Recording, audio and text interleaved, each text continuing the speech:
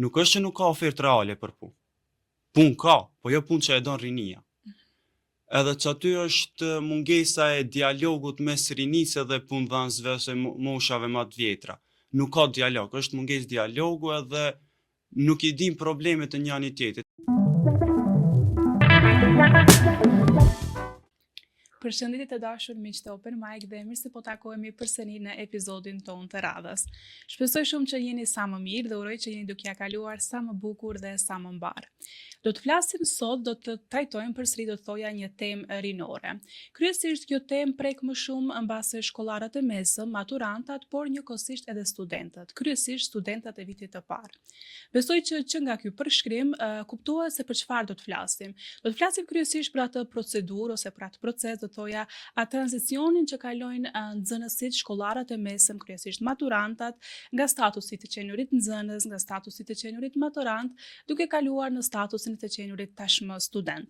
Një tranzicion që mbase për shumë të rinj patjetër që është shumë i rëndësishëm, mund të jetë edhe shumë i frikshëm, por njëkohësisht edhe i bukur dhe me ato ndjenjat e reja brenda në vete. Këtë temë do ta trajtojmë me një djalë i ri, i cili është tashmë student i vitit të parë, një aktivist mjaft punëtor në fusha dhe në lëmi të ndryshme të shoqërisë, ku më së miri ai edhe vetë do të na fles për veten e vet.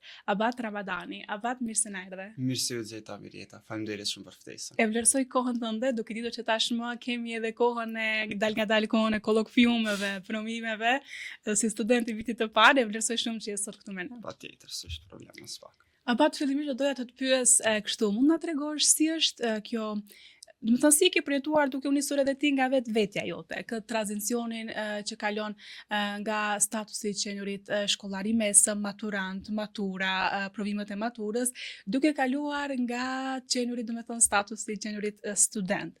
Në çfarë labirinte do të thoja kalojnë të rinjt në këtë periudhë, nga duke filluar nga ajo, duke u nisur nga ajo që edhe nga ndjenja e qenurit një herë maturant, tashmë nga ndjenja e qenurit në amfiteatre të ndryshme e të mëdha. Nëse ish dashur me shpjegu me një term se çfarë kalon një adoleshent gjatë kësaj periudhe, do të kisha thënë që është kriza e identitetit. Kjo i bën që ti për gjatë 4 viteve që janë shumë të rëndësishme gjatë shkollës së mesme, ti ku e krijon identitetin tënd, e krijon shoqërinë, i krijon gjitha, literalisht e krijon veten tënde, edhe brenda kohës e shet që kjo ka përfundu, edhe gjithçka që kam qenë unë, është duke përfundu edhe unë duhet edhe një herë të filloj prapë përsëri. Edhe zakonisht vitin e 4, që e kam bisedu me shumë të ri gjeneratës time, ka qenë që nuk jam të ditë çka jam të bëmë. Nuk jam të ditë kush jam, ku jam të shku, ose pse jam të bë këtë send, ose pse jam të bë atë send. Po me ngadalë kalimin e kohës, e shet që okej, problemi i madh është, po nuk shkon veç tu anku, duhet me ja bë zgjidhjen, dikun duhet me ja bë çarën, edhe mandej fillojshmi me procesin e eliminimit. Okej, ky problem nuk është për tash. Kjo është problem për ma vonë, fillimisht po përgatitemi për maturën, problem të ishat e maturës, po përgatitemi për provimet e maturës, mandej e këshyrim. Edhe pse nuk e di sa ka qenë kjo metodë e saktë për me vazhdu, se mandej gjatë verës fillun regjistrimet për fakultete në Leqë, nuk e kishim idenë cilin fakultet jena të shku, as nuk e kishim idenë çfarë drejtimi jena të shku. Edhe mandej e shishe që shoqëria jote nuk është të dash me vazhdu me fakultetin e një që ti e të vazhdu. Edhe ti u deshë, okej, shka ka me ba unë e vet aty, a ka me pas me kanë mu shoqënu, a ka me dit mu shoqënu. Edhe paka shumë këto janë kanë problemet që i kanë mend të rritë dhe maturant përderisa e kalojnë atë transakcionin prej shkollës mesme në fakultet. A ngjall do thoja kjo një frikë tek të rinjt ose një ankth fakti që në këtë moshë, domethënë, duhet të ndërmerren disa veprime që mbase mund të jenë shumë të rëndësishme ose shumë të vlefshme për të ardhmen, për karrierën e tyre. Është shumë e frikshme në fillim kur e mendon që okej, unë kam e marrë qëtë fakultet edhe mandej ta njëjtën time kam e vazhdu me këtë punë. Për mu ka qenë shumë e frikshme kjo, kur derisa e kum pa një statistik, nuk e di sakt tash me përqindje ose prej ku e kum pa, ka qenë që shumica e njerëzve që e kryjnë atë fakultet, nuk vazhdojnë me punu në atë fakultet. Edhe e kuptova që unë muj me gabu komplet drejtimin, edhe përsëri me qenë i lumtur me jetën time, nuk është ndonjë patjetër është shumë i vendim i rëndësishëm edhe nëse ti e din që çfarë drejtimi don edhe çka do me punu të njëjtën tënde, vazhdo në atë drejtim. Mirë po, edhe nëse e fillon drejtimin, e shet që nuk është të pëlqye, ki mendu komplet ndryshe të ka dalë, opcioni parë është që mundesh me ndru, edhe fatmirësisht për botën që jemi të jetu në kohën e tashme, shumica e punëve, drejtimeve, punë që i interesojnë trive, nuk është çaq kërkesë reale për të pas diplomën e fakultetit. Edhe që ajo mendoj që o të hek frigën që e kanë tri ndaj fakultetit ose zgjedhjeve të drejtimit. Ndjenja pesimiste, po. E kuptoj. Sa mendon Abat që duke qenë se ti tashmë nuk ka gjatë kohë, do me thënë që ke qenë edhe në ato ujrat e maturës, do thoja vitin e 4 të shkollës së mesme, sa ju ofrohen ose do thoja promovohen mjaftueshëm mundësitë studimore në vendin tonë, duke filluar që nga bursat meritore, por mbas edhe mundësitë e studimeve në përgjithësi, që nga ato brenda vendit, përmbas edhe nga ato jashtë vendit. A mendon se duhet të ndryshohet, se duhet punohet diçka më shumë ose më tepër ose më ndryshe në këtë aspekt? Ta them realisht, në për shkollat e mesme kur vijnë për mu promovu fakultetet si brenda shtetit, si jashtë shtetit, ata ndodhin veç formalisht. Do me thënë, prej njërive që i kam unë, 10 minuta para se me fillu me prezentu fakultetin, do një fakultet mrenda ose jashtë vendit tek shkolla jonë, 10 minuta 15 na mbledh që na thoshin hajde nëse ka ardhur ky fakultet. Nuk kishim, edhe nuk them që ka qenë diçka që nuk ka qenë e promovuar. Thjesht interesi i rinis, interesi për aty ka qenë shumë i vogël. Edhe te ajo pyetja se a kemi qenë mjaftueshëm të informuar rreth kësaj, unë them që jo, ama nuk është që fajt është dikush tjetër përveç se tek rinia. Na nuk kemi kërkesë reale, asun për shembull nuk kam pas kërkesë reale me thënë dikujt pse nuk bëhet që kjo. Që është shumë ide e mirë më organizu në për shtetet evropiane, po ashtu edhe në shtetet e bashkuara të Amerikës, është ku mbledhen të gjithë fakultetet në një sallë sportive, ta them kështu, mbledhen të gjithë fakultetet me stendat e tyve ose organizojnë panel, edhe mbrapa në tribin e kanë publikën që janë nxënësat që të ardhmen munden me qenë nxënësat të atyre. Edhe ato e spjegojnë fakultetin e atyve. Mirë po këtë iniciativë nuk e merr askush. Thjesht nuk i intereson kërkujt për ta bërë këtë, sen që është shumë sendikeq. Ama prap unë që thojnë gua shkon ku dhe më dhambi. Prap problemi jem nuk është që ata nuk e bëjnë këtë ofertë. Nuk e plotësojnë këtë kush se na nuk e kemi ofertën, na nuk çojmë kërkesë që kjo më organizu. Edhe nuk kemi interes mjaftueshëm. Nuk kemi interes mjaftueshëm edhe problemi unë që e kam që kur e foli me maturantat që janë tash, i thom a keni mendu çka keni me vazhdu, a keni na ide çka doni me bë? Jo, nuk e di, dhe ja pyes edhe 3 muaj, ju thom mos bani gabimin që e kom bë unë, e jam të ju fol prej zemrës mirë, mosni, po jo e di jena të gabu, po s'kena çka me bë. Edhe kjo që na ndalon me vepru ndaj të mirës, kur e dim që e kemi një problem edhe refuzojmë me reagu ndaj atij problemi, mu shumë mërzit, më nervozon se jemi të lanë veten me shku keq edhe mandej viktimizomi. Si unë tash me dal me thonë, po jo s'na kanë nimu shkolla që s'jemi qenë të informu për fakultetin. Apo nuk muj unë me pranu veten, me viktimizu veten, që ashtu se e di që unë nuk e kum pas kërkesën. Jashtë kësaj ka edhe shumë probleme tjera për rinin që na refuzojna me i dhanë si kërkesë ose me shprej si problem, edhe mandej vendimmarrësit që janë më lartë, se na refuzojnë me aktu. Më tregosh një student i vitit të parë, si përjeton këto ndjesitë ose streset apo ndryshime duke filluar nga ato akademike, nga ato financiare, po edhe nga ato sociale, domethënë nga ato shoqërore. Si përjeton, si ke përjetuar mbas edhe veti duke u nisur edhe nga vritja? Po fakti që unë jam fakultet internacional, fakultetin International Balkan University, për mu ka qenë shumë sfiduese se kisha prej shteteve ndryshme, kisha gjuhë ndryshme që duhet me komuniku me krejt, edhe u deshkim u shoqëru me njerëz ndryshëm. Edhe prej asaj ka fillu problemi, fatmirësisht i flas gjuhët edhe gjuhën turke, gjuhën maqedone, shqipe, anglishte, edhe kisha shumë të lehtë me komuniku me krejt. Mirë po sfida për mu ma e madhe ka qenë mi mësu përsëri për në fillim veset e profesorëve. Se si shkon notimi taj profesori, a duhet me qenë aktiv, a duhet me ja dham pikpamjen teme ndaj mësimit, a duhet veç me ja mësu librin për menç. Edhe kjo besoj që është sfida shumë e madhe te shumica e studentëve të vitit të parë, se në Shkup i themi tabiatin me ja mësu profesorëve, landëve. Si e zgjedhë ti abat drejtimin tënd të fushën që do studiosh? Nga lindi, dëshira, guximi, ëndra? Fillimisht, do me thonë fund vitit 3 shkollës mesme, deri në fillim të vitit 4, unë kam qenë i fascinuar mas filozofisë. Edhe do me thonë kam qenë 80% i sigur që unë kam e vazhdu me studiu filozofi. Jo shumë të rije kanë këtë dëshirë. Jo, as pak. Edhe me kam do që e folsha këtë, më bëshin, wow, are you okay? Edhe mande e shisha dhe bisedosha me një person shumë të rëndësishëm të unë mentor, edhe ma bani të tha, filozofia nuk është profesion. Tha, mundesh me pas si hobi, mundesh me u bo filozof pa e studiu filozofin, ama nuk është profesion, nuk është diçka që t'jep jetë sigurt. Mandej thosha, okej, po vazhdoj filozofi, çka? Edhe meta mes juridikut dhe shkencave politike, edhe çka më ka shtyt drejt juridikut ka qenë se çka do që muj me e bë me shkenca politike, muj me e bë edhe me fakultetin e juridikut, fakultetin e drejtësisë. Po jo çka do që muj me e bë me juridik, muj me e bë me shkenca politike. Edhe prandaj kam andu ka juridiku, mirë po ka lujt rol edhe ndjenja e humanizmit brenda me, që nëpërmjet juristit, advokatit mi ndihmu të tjerëve.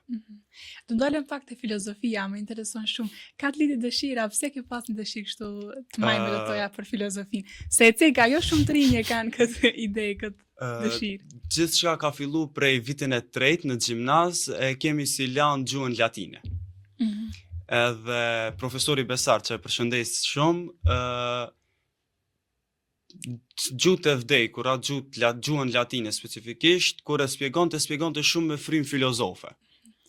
Edhe nëpërmjet gjuhës landës gjuhës latine, patra me bisedu shumë edhe e maj mend një mësim na pa tregu idin, egon edhe superegon. Edhe muj me thonë që për i komplet gjimnazit, mësimin që e maj, njëra prej mësimeve të vetme që e maj, mend është ajo. Më ka mejt në kryje nuk e di pse, se pa të spjegu shumë në mënyrë filozofe edhe më pa ty në qef shumë. Mandej gjatë verës pa ta fillu me lexu Albert Camus i Huaji, edhe prej që aty më pa të fillu me më hyj, thosha, okej, që kjo po më intereson mu, se edhe si fmi kam qenë shumë mas pyetjes pse. Pse? Do me thonë, unë mi besu diçkajes pa e dit kuptimin, ka qenë e pamundur. Për shembull, prind ma bëshin dush me ba qëta, unë ja bësha pse duna me ba qëta. Edhe prej që aty e këm pas sajrë shpirtin e filozofit, sajrë këm pas qef me dit ma shumë, me gjërmu ma shumë. Me kuptu rajën e një problemi specifikisht, edhe prej aty këm vazhdu mandej edhe te fundi i vitit 4 te kriza e identitetit, e pa ta marrë shumë anën filozofike me zbulu se kush jam unë. Totalisht shumë detyre rand, muj me thonë që jo se cili mundet me përbalu edhe mundet me ra shumë, mos them depresion, po mundet mundi shumë keq rreth asaj se çka është tu kuptu që për veten. Se zakonisht tek trit gjenerata Gen Z që i themi në gjeneratës tonë, kemi shumë problem me egon. E them këtë në aspekt që... Pse mendon ashtu? Se cili... Ta them kështu, ta them troq, kur ke shku në qerë dhe kur ke shku klasën e parë, në shtëpia të kanë qu, kur të kanë qu shkollat kanë thonë, ti e ma e mira, ti e ma e mençme, ti e ma e bukra. Gjithçysh. Edhe automatikisht nuk është që mejt ajo veç në klasë të parë. E thellon problemin ajo, ta shtin tru që ti e ma e mira, ma e mira, edhe mandej ti refuzon me besu që dikush o ma e mirë se ti. Për shembull, unë muj mu kanë ma e mirë në futbol, ose në art, ose në diçka, më nuk mujën në tanant mu kanë ma e mirë, se s'është diçka nuk kanë rregull, ose rrejthi joto shumë i dopë se ti e ma e mirë gjithkund, ose nuk është s'ka qare, edhe prandaj mendoj që problemi kryesor tek rinia është egoja, si në aspekt individual, si në aspekt edhe profesional. Ta them kështu, për shembull, trit refuzojnë me punu një punë ku ata nuk janë shefi. Edhe nuk e di, e din që shumica e rinis, dëshirojnë punën online, punën remote, se refuzojnë që dikush ka mishti ato me mu qunë 8 mëngjes edhe me shkum punë. Edhe që aty mandej lind komplet ai problemi që rinia është e pa punë mandej, edhe dalin statistikat që 40% i rinisë të Maqedoni, nuk e di sa është përqindje e sakt, 40% as nuk janë duke u shkollu, as nuk janë të u punu. Nuk është që nuk ka ofertë reale për punë. Punë ka, po jo punë që e don rinia. Edhe që aty është mungesa e dialogut mes rinisë dhe punëdhënësve ose moshave më të vjetra. Nuk ka dialog, është mungesë dialogu edhe nuk i dim problemet e njëri tjetrit. Për shembull, punëdhënësi don që ti mi shkon 8 mëngjes aty, edhe jo mi shkon 8 mëngjes ti henez mu parku me pi kafën, ai do të 8 mëngjes ti mu kanë para kompjuterit, mu kanë logged in në sistemin e kompjuterit edhe me fillu me punu. Rinia don mu çun 8 mëngjes, me pi kafe, me hangër buk, në ora 9 mu nis për punë, pi 9 deri në 10 kur mrin aty më nal mu ba muhabet me kolegët, mandej me fillu punën, 12 me marr pauzë. Edhe këtu mendoj që nëse nuk bëjmë dialog, nëse refuzojna me ndryshu, vazhdojmë me vazhdu në qëtë rrugë, asnjëherë s'u kemi me gjejt pikën e puthjes. Sa herë kemi me qenë dy vertikale komplet në sfera ndryshme. Prapë unë e them që dialogu është shumë se një rëndësishëm mes gjeneratave, se mungojna nuk i dina dëshirat e njëri tjetrit, edhe që ajo është duke na shkatru se jemi të shku sa ma shumë të u largu prej njëri tjetrit. Të kthehemi tash pak prap tek studimet, tek jeta studentore. Si mendon ti, duke qenë tash edhe je student i vitit të parë, si mund t'i dallosh ato, që janë ato problematikat kyçe më të mëdha ose më sfiduese që mendon se studentët bukvallë studentët në vendin ton i hasin? Mungesa informimit, në aspektin ku shumica e studentave të vitit të parë ende nuk e kemi qartë si shkon puna e notimit në fakultet. Edhe nuk është që ja la fajin fakultetit ose jo interesim nga ana jonë. Tjetër problem është që nuk jemi të bashkuar studentat. Si grup me funksionu diçka bashk. Ajo është që secili e kemi problemin e njëjtë individualisht, ama është problemi i tanëve, edhe secili refuzon me bashkëpunu për atë problem. Nuk bëhet një bashkësi. Nuk bëhet një bashkësi, nuk e di pse nuk bëhet një bashkësi, ndoshta pse është që krejt jemi me një garë që nuk ekziston, po në mendjen tona krejt jemi të ushtyme me njëri tjetrin. Mendoj që kjo mungesa e bashkimit studentave është shumë të ftoftë, edhe ti nuk shemo edhe mandej edhe me dash ndryshimin, ose me provu me bë diçka nuk e shet arsyeshme se thot vetëm s'u mbaj kur gjë. Edhe që ajo prapë them mungesa e bashkimit të studentave është shumë krize e madhe. E sa mendon se shteti ose vendi jon i mbështet studentët në këtë aspekt? E ke pas Blendin një javë më herët, zero. Jo vetë studentave, shtetit mendojnë që rinia nëse bashkohet i krijohet një frikë e re. Si është pasivitetin tek të rinjt? E përmende pak, po do doja të hym edhe më shumë në detaje. Në atë aspekt, pasivitetin nuk e risur edhe nga aktivizmi, mbase për dikën të shumë absurde, shumë larg për shembull aktivizmi, po prej të aktivizmi ndërlidhemi edhe tek ajo e tek fakti të kjo heshtja totale që ndodh ndaj problematikave të ndryshme që hasin të rinj, që i prekin të rinj. Okej, e kemi këtë problem, po na bën dëm kjo gjë, po rin heshtje. Çka ndodh tek trit se këtë që një vjet jam duke e bërë research pse refuzojna me vepru në këtë aspekt që kena shumë probleme edhe refuzojna me vepru ndaj atyve problemeve. Edhe dej tash ku marr në përfundim është që ne e shohmi hartën e madhe. E shohmi hartën e madhe edhe ka shumë probleme të mëdha. Edhe automatikisht truni njeriut refuzon me vepru se thot s'mojon e vetë me ndryshu këtë.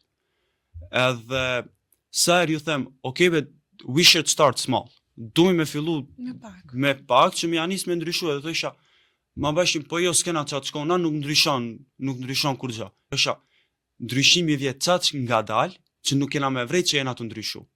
Do me thonë, nuk mujna që unë sot pe folim unë e ti që nuk du mi më mi hudh gjubret në tokë, edhe mu që nesër në mëngjes edhe mos me pas mbeturina në rrugëve. Nuk ndodh që ajo. Ajo është proces i gjatë, që ndoshta ka me marrë edhe gjenerata, ndoshta unë e ti nuk kemi me mrit me e pa një shkup të pastërt.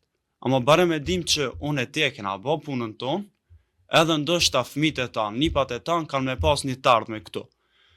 Që ajo është dhe po është edhe pesimismi që refuzojnë me ngrit zanin, me punu ndaj aktivizmit, ndaj shoqërisë specifikisht me thanë, është se nuk kanë dobi. Gjeneratën tonë është rritë shumë individualizmi, se cili e shë punën e vetë, vetëm vetën, përfitim personal, përfitim po edhe ato e shojnë që nëse unë e siguroj vetën, nuk ma ndim për kërkan tjetër që është helm i shoqërisë. Mund të flasësh pak edhe për podcastin, se di që keni podcastin, që jem eksperiencën këtë lëmi, e ke fillu qenë gjimnast, kërë keni qenë shkollar të mesëm me kolegat e tu, shoqët asaj kohë. Më të regor si nisi ideja, dëshira, ose mbase guximi, se jo çdo kush dhe çdo i ri e ka këtë guxim. Sezonin e parë e ka pas një grup tjetër që kanë qenë ata maturant vitin e 4, na ishmi viti i 3 edhe ata e mbajtën sezonin e parë dhe në fund vit e kishim një projekt në Kosovë me Rikon edhe ishte profesori Besar që po ashtu është mentori i grupit të podcastit, grupit mediatik edhe bisedoja unë me atë edhe më tregoj qysh gjenerata e kalume është duke dasht me lan podcastin edhe qysh s'ka pas sukses edhe unë i thash ama beson mu. Unë e thash e kry punën, thash. Edhe e pat mi pas si bet, si pata premtu që deri në fund sezonit kemi mimri 1000 subscribe-at që kum të shtu.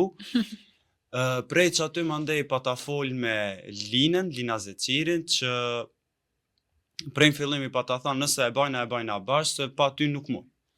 Lina është motori i grupit, do me thanë literalisht ideja na vje krejtve, edhe këthejmi të Lina, a mun është me e ba. E përpunon Lina. A mun është me e ba, se për ndryshe e dina që nëse nuk punon, Lina s'ka kush me e ba. Mandej e pat mi marna, grupi fillestar kemi qenë on, Gresa e Rullaj, Lina Zeqiri, Ermal Kamishi, Anda Reka, Adea Agaj edhe Aldin Dashi. Zbesoj që e kum haru dikan, nëse e kum haru kërkoj falje. Ka falje në siguri. Edhe mandej e kishim edhe problemi sypit të teknologjia, të dritat, të studion që shkena me regullu edhe shkam ka pëlqy të studio e kemi pas një kabinet vogël brenda në shkollë. Edhe përveç asaj që studio i shumë cozy, shumë homemade, do me thonë literalisht dritat që i kemi këtu, na i kemi pas prej 5-minute crafts. Okay. E pat mi gjithë mënyrën që shme ba, i banëm, kamerat pat mi inqizu, naher me telefon, naher inqizojshmi me kamerat që i kisha unë personalet mija, naher ju azojshmi dikujt, po përveç faktit për kësaj që ka qenë shumë cozy atmosferë, ka qenë shumë atmosferë rinore që jemi knaq aty, po ashtu ish privilegj, ish nder me hynë shkollë natën. Natën ishin dritat krejt shkymta, ishmi veç na aty, u kryoj keve një ndjenjë që jo shumica e kam pasa ndjenjë me shku në shkollë natën, edhe që e them këtu ndokna shumë nerd, ama ka qenë diçka që e adhurojsha edhe tash jemi të kriju një studio 3, jashtë objektit shkollor, edhe kur e mendoj që kur mos kam e ju në Zeflush, unë edhe Zeflushi i kemi nda rrugë totalisht, pak më dhenë. Mund të regosh abat si e priti shoqënia rrethin shkollë fillimin e podcastit? Cilat ishin fjalët që se lishin rreth e qartë, se din të habisnin dhe njëherë? Nuk e kuptojshin. Nuk e kuptojshin, ama pse jetë e ba? Shka ki fitim ti? Ti ki di shka fitim si tu kalcu. O i thosha s'kam mërë, fitim jam të ba për qejf, se po du me e ba, po du me edit ama do gazetari, a di me ba në grup mediatik shkollor, a di me majtu, ne? Jo, ju keni di shka fitim, se një të tregu, o ju thosha, a e disa shumë du me pas fitim, po s'kam, jam të ba për qejf, apo di për qejf jam të ba. Mandej ka qenë që, prap, e them që unë nuk jam tip që ndikona prej fjalëve tjera, nëse unë e di shka du me e baj edhe nuk më intereson shka Po. thot i tjetri. Mirë, po në grupin ton ka pas persona që ju kanë ndiku për keq, edhe prap, ta them kështu, neve që ishim aty nuk na ngutshim, po kur mirëshim na mysafir që ish i ri, që ta merr mendja që ai s'ka pas eksperiencë me media, s'ka dit me fol ose diçka. Jo që s'ka dit me fol, po S'ka pas eksperiencë s'ka pas media, eksperiencë me media me sende dhe je fillun me ba memes në TikTok, edhe ti automatikisht u ndjesh e keq.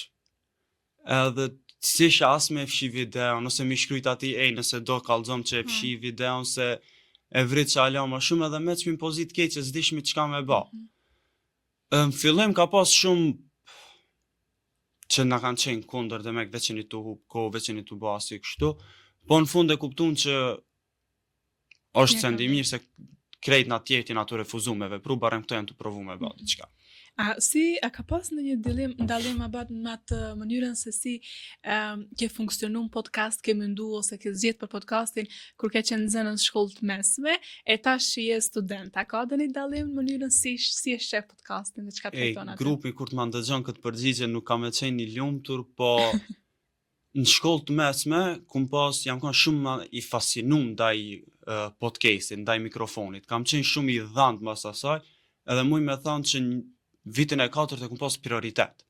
Do me thonë kum bo gjithë shka për mikrofoni, kum dash me pas sa ma mirë, jo veç për mikrofonin, po dhe njerës që janë kanë aty.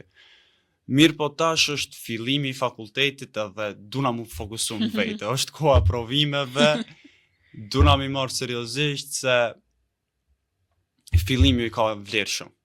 Po, pa tjetër. Edhe për qatë jam tu anu ma shumë ka fakulteti, edhe qata jam tu në shku pak punt avash. Po besoj që tash më podcasti vetë se ka një emër, kështu që është më i fuqishëm për me mbjetu.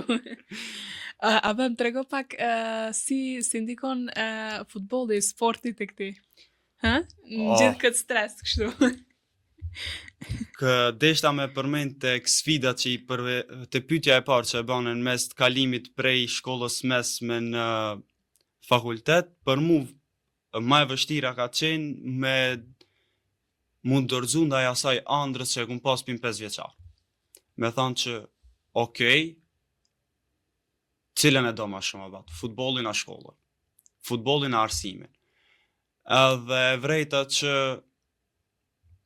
arsimin e du ma shumë, ose që e admiroj ma shumë, edhe që nuk du në kur të plakna, literalisht e kum pas në krye këtë mendim që unë kur të plakna, nuk du njerës me mnjoft që ky ka qenë portier shumë i mirë. Nëse ky me thonë, ky ka luajt futbol.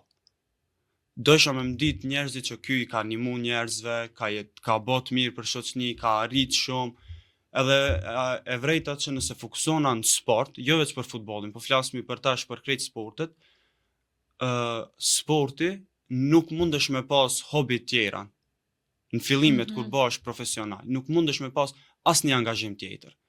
Literalisht dush mu kanë aty 24/7. Do me thonë e ki gjumin shumë me rëndësi, e ki hajen, stërvitjet, shoqnin dush me pas kejt sportista që ti mos me dështu ndaj asaj.